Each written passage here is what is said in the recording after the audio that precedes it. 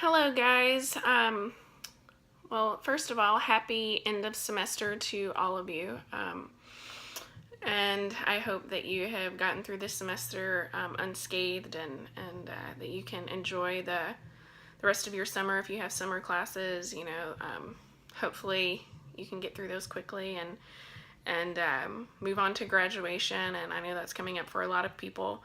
But anyway, aside from that, so I did my culminating paper on a social problem that that I believe has been quite prevalent, or at least that I've noticed since beginning my specialization in psychosocial oncology, and that would be African American women that are diagnosed with breast cancer.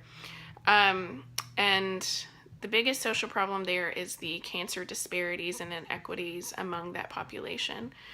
So while we have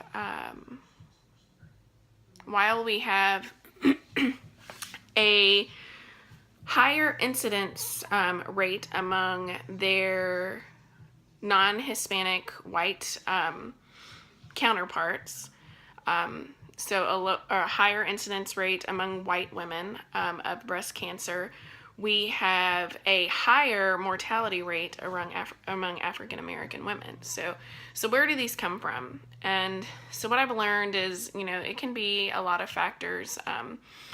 Obviously, race alone plays a part, and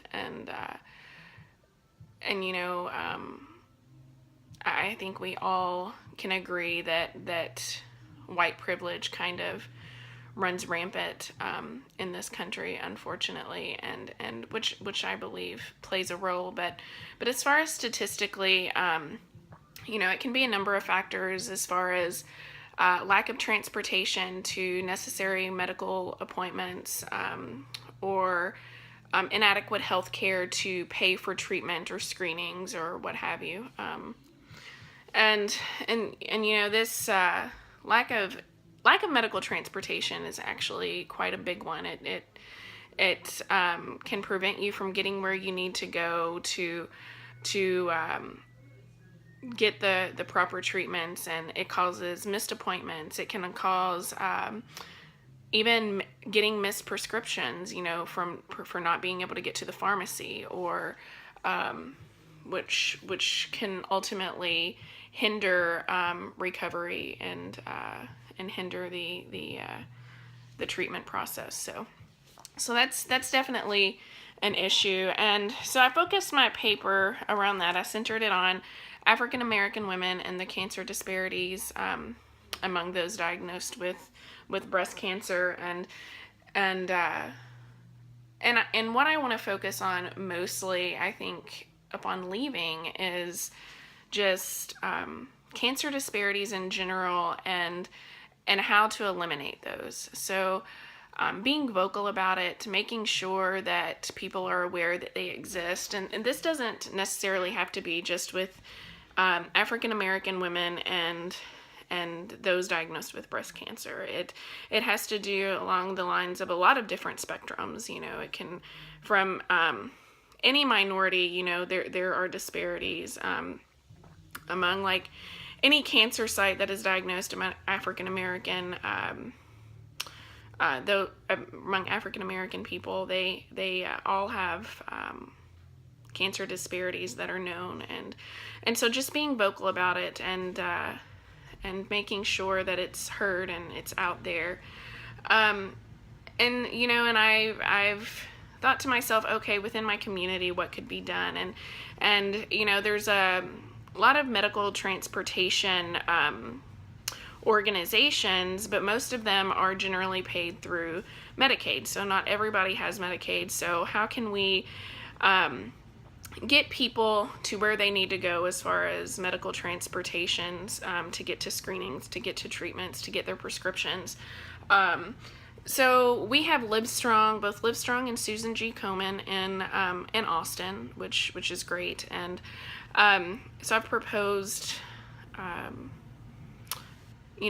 as far as having volunteers within these programs to present the idea of medical transportation and and of course they would have to be within like a certain age limit, 25 or older, and have a valid driver's license, and there's all these logistics you would have to go through as far as insurance and driver's license and all of that, but that's certainly a step in the right direction.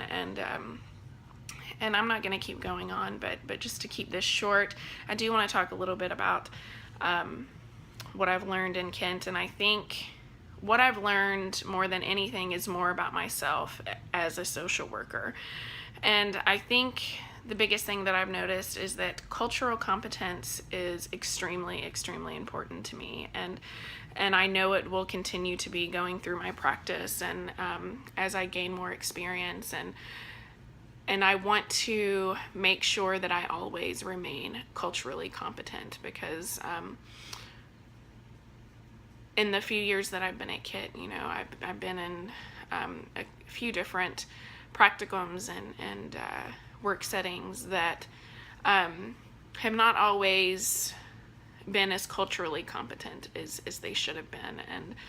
And I've seen, and in my opinion, I think that adds to disparities. And when you're not remaining culturally sound and treating everybody equally, and knowing and being aware of these differences and why they're there. And so going through my practice, I think that's what I'm going to go forth and tell myself every day is you must remain culturally competent and do whatever you can to remain that way, and continue to learn, continue to educate yourself about different cultures and to assist you in understanding where people come from, and how these differences and these different cultures contribute to social justice and social change, and how you can assist in that way. So that's what I've learned overall, but thank you for listening. Congratulations again on getting through another semester. An extra special congratulations to those graduating, and I wish you all the best. Thank you.